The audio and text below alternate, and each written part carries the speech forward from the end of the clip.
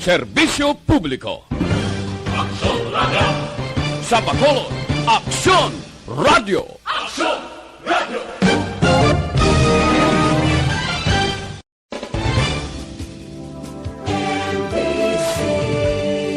Manila Broadcasting Company. Sa balita, komentaryo, isyu, serbisyo publiko. Aksyon Radio! Sa Bacolod, Aksyon Radio! Aksyon Radio!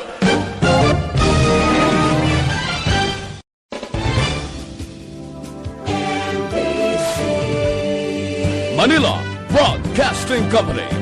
Sa balita, komentaryo, isyu, serbisyo publiko. Aksyon Radio! Sa Bacolod, Aksyon Radio! Aksyon Radio!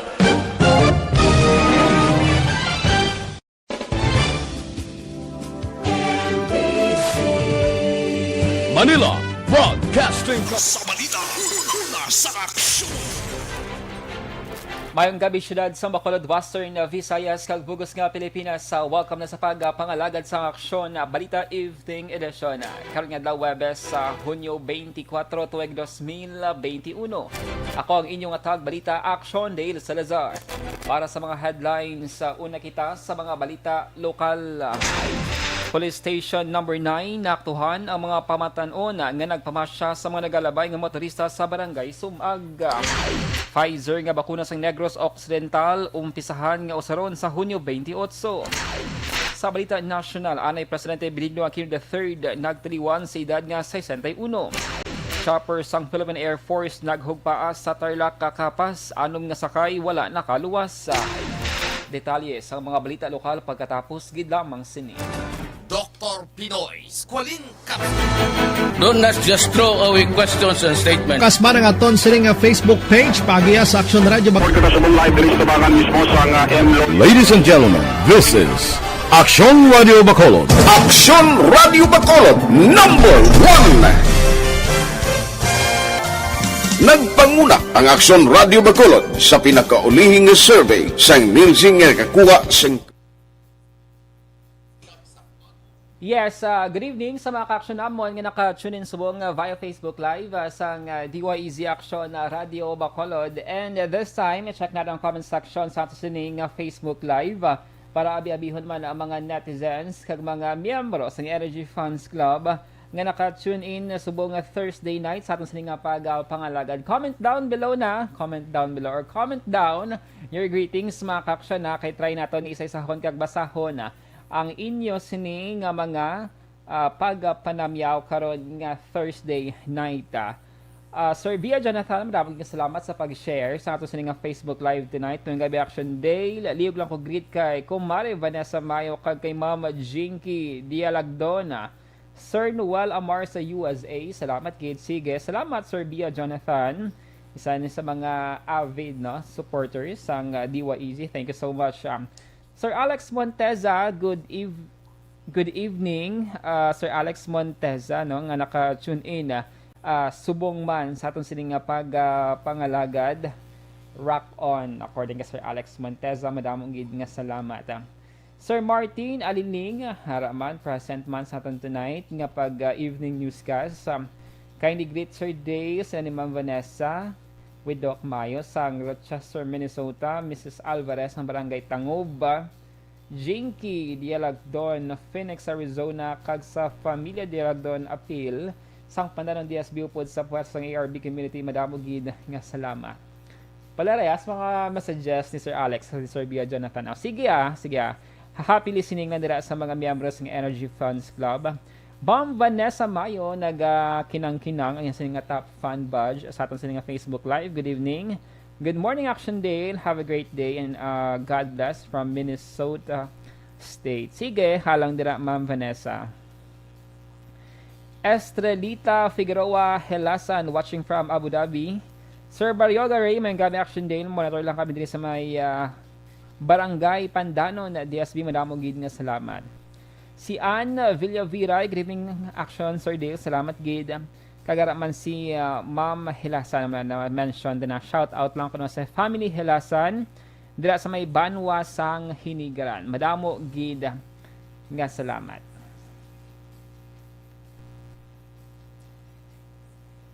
Sige, padayon lang sa pag-comment down sa inyo sining mga greetings kay after sa local news aton pagkabalikan ang comment section sa aton sining Facebook Live. Standby para sa mga balita lokal.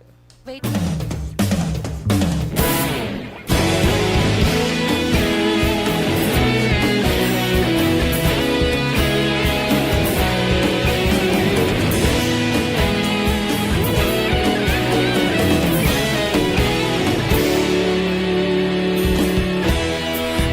Pasang banwa, mabugaw nga hangin nagadapyan na ikaw nang ginapamati alamon ginasandigan tingog sang probinsya kamatuuran ginapalap na minsay nga may dala paglaom kag kasanat Tinuig na nagligan, ikaw gihapon ang ako nga estasyon sa pagbudlak sang adlaw sa pagtuhaw sa biton mga balita nga dala inspirasyon aksyon radyo bakolog man sa gihapon padayon aksyon radyo bakolog saludo sa imo padayon aksyon radyo salamat sa pagserbisyo patas kag balanse matuod na mensahe wala sang ginadampingan padayon aksyon radyo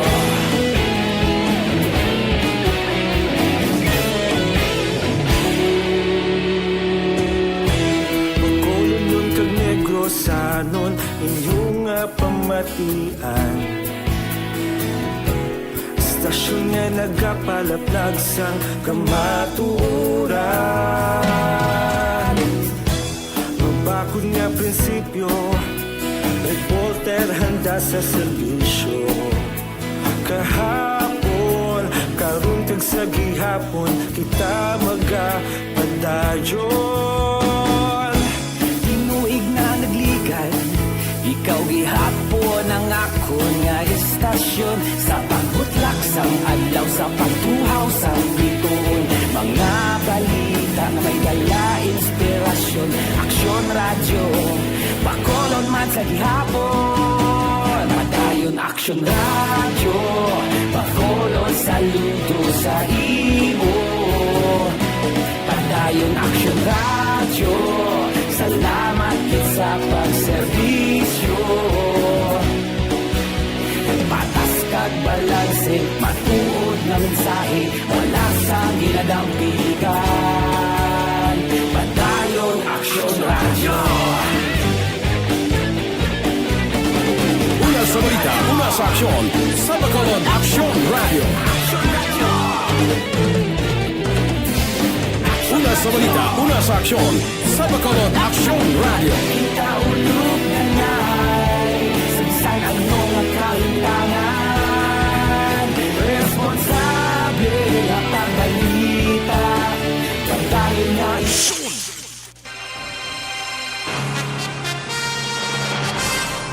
Action Radio Philippines Standard Time lasay sa 11 kagkaron sa detalye na sang mga balita lokal.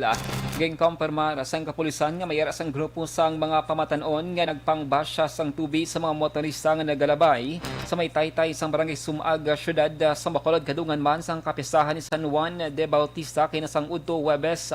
Ginpahayag ni Police Station No. 9 Commander Police Major Richie Gohi naga-inspeksyon siya kag ang mga police personnel sa nakabaton sang tawag nga may mga kabataan nga may bit sang balde nga may unod sang tubi ag ginabasya sa mga nagalinabay. Ginrespondihan sang kapulisan ang lugar kag naaktuhan ang mga pamatanon nga nagnilumpat sa suba matapos nga makita ang patrol sang kapulisan. Kung madumduman nagpagwas ang mando sa Mayor Binglo na diyang nagadumili sang basyahan na isang tubig kag iban pang aktibidad may angot sa pagsaulog sang kapistahan ni San Juan de Bautista. Samtang ginpahayag naman ni Gohing nga compliant ang mga resort kag restaurant owners sa may barangay Punta Taytay, syudad sang Bacolod. Sa iban nga balita lokal, nagpabutsyag sa kasubo si Bacolod Vice Mayor Alcide Familiaran sa natabo nga pagtaliwan ni Anay Presidente Benigno Noynoy Aquino III kinasang aga Webes. Ginpahayag sang Vice Alcalde nga hindi man sa personal nga kilalahay na Aquino apang nangin party mate sini sa Liberal Party sa Aquino sa tong tiyempo nga ini ang napilian bilang konsehal sang syudad sang Bacolod. Suno kay Familiaran ang pagtaliwan ni Aquino ang isa ka klaro nga manifestasyon nga tanan kita sigurado nga madula sa kalibutan apang wala lamang may baluan ang patod nga tiyempo. Ginpahayag man sang Vice Alcalde nga kun matuod nga ang paglala sang balatian ni Aquino ang dugas sang sobra sini nga pagpanigarilyo, ini nga bagay ang kuntani magaserbi man nga leksyon sa mga persona nga mayara sang kasubo nga bisyo. Well, ang message siguro for me, death is inevitable. Death is certain and sure. Only that can itambalaan as to when. And that I think ang isa sa cause of death niya is lung cancer. Smoking is one of the reasons siguro ng lung cancer nila. Nabatian si Bacolod Vice Mayor Alcide Familiaran. Sa iban nga balita lokal, 1,000 ka mga persona kada adlaw ang target nga mabakunahan sang Pfizer-BioNTech COVID-19 vaccine sa may Negros Occidental. Ginpahayag ni Provincial Administrator Attorney Rifano Diaz II nga mag-umpisa ang pagbakuna sa Hunyo 28 tubtob Hulyo 2, tuig 2021 sa duwa ka mga gindesignar nga vaccination sites. Ini amo ang Teresita L. Halandoni Provincial Hospital sa may syudad sang Silay kag Negros Residences sa may syudad naman sa Bacolod. May 300 ka mga tawo ang target nga mabakunahan sa Silay kada adlaw, samtang 700 naman sa syudad sa Bacolod. Ginpatahag ni Diaz nga may duwa lamang ka vaccination areas nga gintala na ang probinsya, bangod diri na hamtang ang ultra-low freezer para sa Pfizer vaccine. By Monday, June 28 until July 2, we will already be starting to use our Pfizer vaccines. No? Again, duwa ang aton suggested place. Ang tingog ni Provincial Administrator Attorney Ray Fando Diaz II, may mga negrenses sa gihapon nga wala nagapati sa benepisyo sang COVID-19 vaccines. Iningin pahag ni Provincial Administrator Attorney Ray Fando Diaz II. Suno kay Diaz, ini nga mga personang residente sang banwa o kon syudad nga mayara sang manubong nga turnout o kon compliance sa vaccination program. Ginpahag sang opisyal nga may mga local government units o kon LGUs man nga nagatinghuha agud makumbinser ang ilang mga pumuluyo agud magpabakuna sa diin iban sa mga ini ang ginahatagan pa sang ayuda nga bugas o kon pagkaon. Apang ginklaro ni Diaz nga wala man ginapilit sang gobyerno probinsyal ang mga wala sanggana sa pagpabakuna. Sa karon ginatutukan sang probinsya mga lugar nga may maayong nga resulta sa pagpatuman sang vaccination program agud malabot ang ginatarget nga herd immunity. No? I think some people do not believe in vaccines. Some of them hasn't received a single vaccination before. So kabudlay mag-convince sa aton ka mga kauturan nga wala gyud katilaw pa bakuna. Ang aton LGUs are also trying to find ways nga tawag sini, makainganyo. Nabatian si Provincial Administrator Diaz. Sa katapusan nga balita lokal, nagalaom si Vice Mayor Sid Familiaran ng chairman sang local ITF diri sa Bacolod City nga kuntani magadubo ng kaso sang COVID-19 sa pagsulod sang bulan sang Hulyo. Ginpahayag sang Vice Alcalde nga halos naglawig na kuntani sang 5 kadlaw nga nagnubo ang kaso sang COVID-19 sa syudad. Apang liwat naman nga nagtalbo sa masobray sa kagatos nga positive cases ang na-record subong adlaw. Suno kay Familiaran, ini nga record ang resulta man sa agresibo kag lapnagon nga pagpaydalom sa swab test sa mga individual nga ginatumod sang contact tracing team. Kampante man si Familiaran nga mga epektibo ang swab all nga sistema nga ginahimo sa Emergency Operation Center para sa pag-address sa sini nga problema.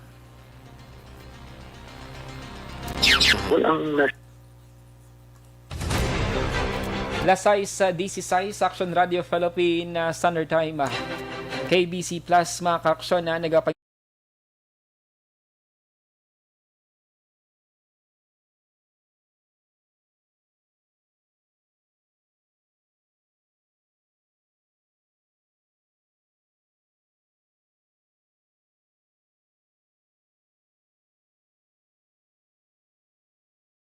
Awo nga mayroon sang mood din.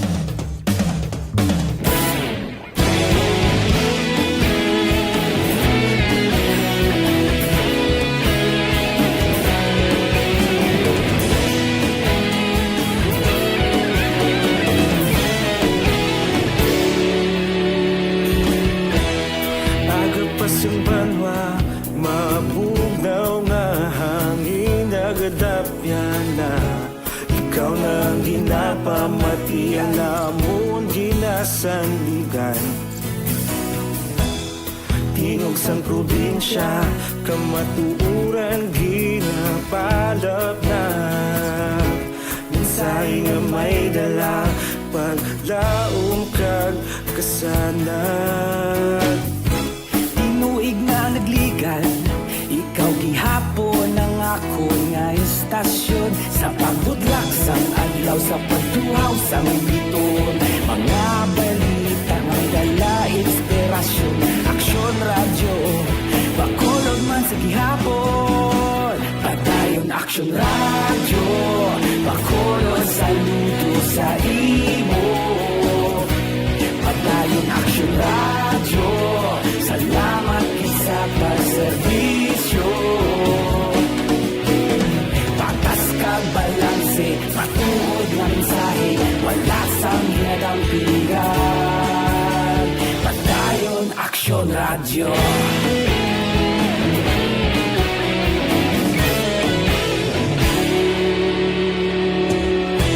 Pagkulong yun kag negro sanon, inyong pamatian.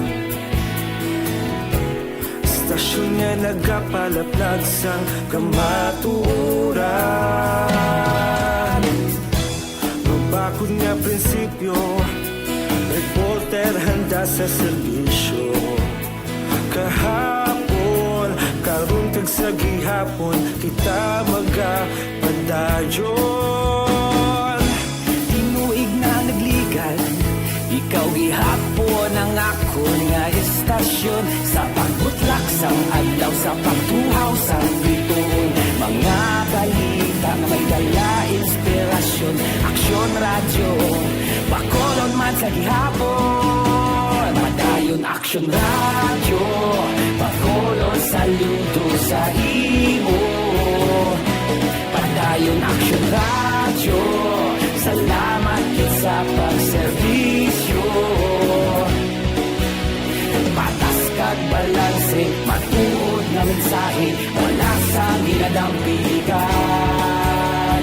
Padayon aksyon radyo. Una sa balita, una sa aksyon, sa Bacolod Aksyon Radio. Una sa balita, una sa aksyon, sa Bacolod Aksyon Radio. Kita ulog na na'y sagsang anong ang kalintangan. Responsable ang pagbalita, kagaya na ipalat na. Malasig pero sigurado, aksyon na may dalang at palanggan.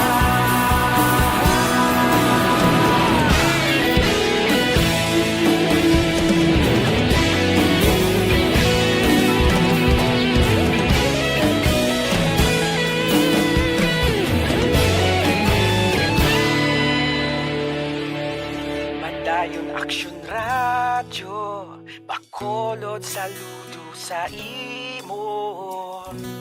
Padayon aksyon radyo, salamat gid sa pagserbisyo. Padayon aksyon radyo, bakolod saludo sa imo. Padayon aksyon radyo, salamat gid sa pagserbisyo.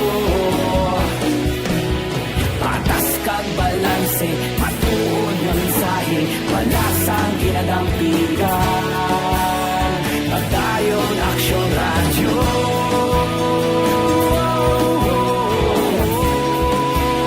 Padayon aksyon radyo.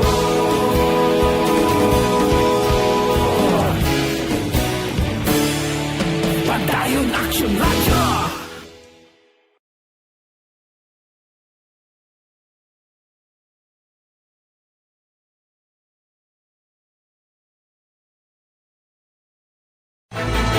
Do not just throw away questions and statements. Kasma ng aton sining Facebook page pagiya sa Aksyon Radio Ladies and gentlemen, this is Aksyon Radio Bacolod. Aksyon Radio Bacolod number 1.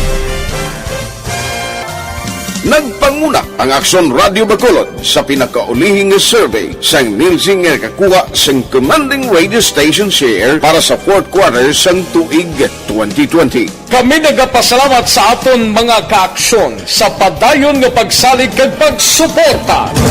DYEZ Aksyon Radio Bacolod number 1 with 40.10% radio station share. Number 2, Bombo Radio 38.70%. Number 3, RMN Bacolod 14.50%. Aksyon Radio Bacolod. Una sa aksyon! Lasay sa 23, Aksyon Radio Philippines, Standard Time, DTX.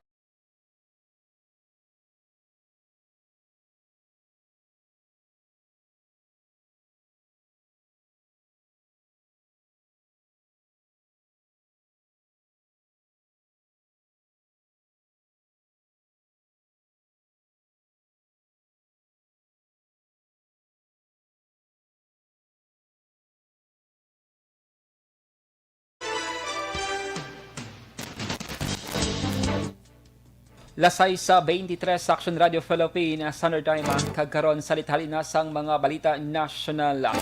Nagtaliwan si Anay Philippine President Benigno Noynoy Aquino III, si edad nga 61 kay nasang aga Huwebes sa Hunyo 24.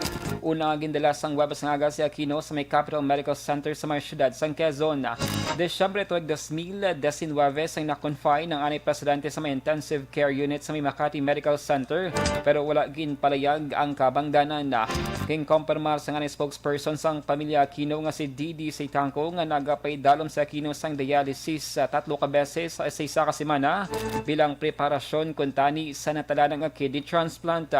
Si Aquino ang ika-15 nga presidente sang Pilipinas kag nagserbis sadtong tuig 2010 tubtob tuig 2016. Siya ang nagaisahalon nga batang lalaki, nanday anay Senador Benigno Aquino kag anay Presidente Corazon Aquino.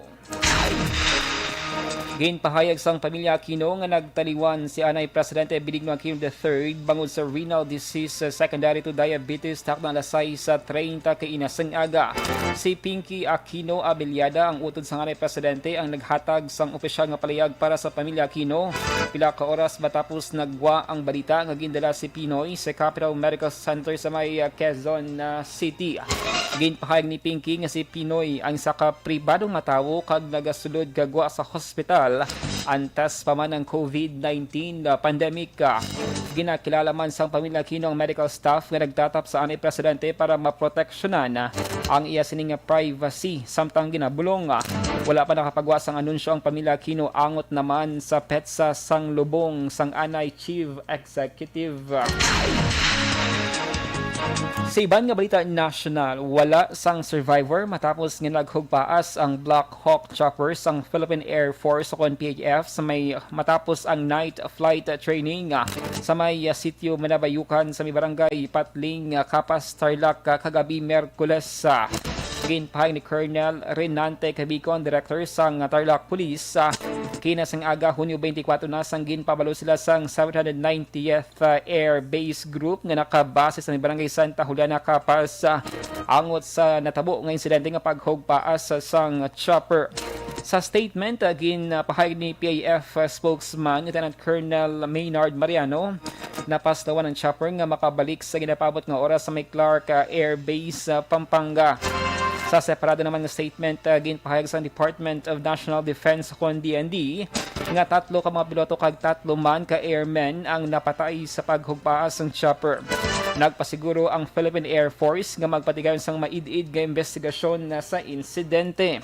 Ang night flight proficiency trainings ang ginapatigayon sa mga pilots kag crew para mahanas ang ilang kapasidad. Sa katapusan nga balita national, Gain kakasda sa serbisyo ang hubog nga pulis nga nagpatay sa 52 anyos nga Iloy sa may syudad sa Quezon. Kini matapos ginpermahanan ni Philippine National Police Chief General Guillermo Salazar ang dismissal order bato kay Police Master Sergeant Hensi Zinampan. Si Zinampan ang guilty sa grave misconduct and conduct unbecoming of a police officer angot sa pagtiro sini kay Lilibeth Valdez nagdigad mga Mayo 31. Bangod sini hindi na pulis si Zinampan kag hindi man sini mabaton ang iyang sweldo kag mga benepisyo bilang isa ka pulisa. Ginpahayag sang PNP chief nga ang pagkakas sa serbisyo ni Zinampan ang nagapamatuod nga wala nila ginatolerar ang pagpang-abuso kag mga sala sa ila nga hanay. Sa balita, una sa aksyon. Lasay sa 28 sa Aksyon Radio Philippine Standard Time D3.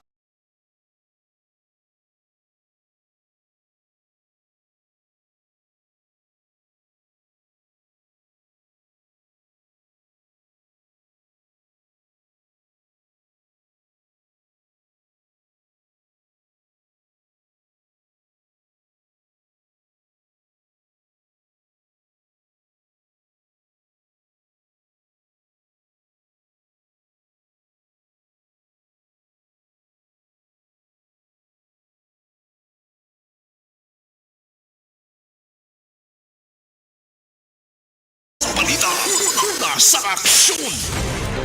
Lasay sa 29 Action Radio Philippine Standard Time. Inyo nabatian ang kapugusan nga mga balita sa Aksyon. Balita Evening Edition.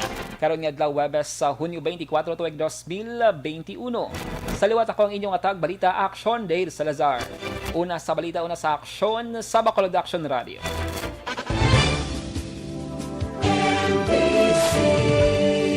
Manila Broadcasting Company. Sa balita, komentaryo, issue, serbisyo publiko. Aksyon Radio! Sa Bacolod, Aksyon Radio! Aksyon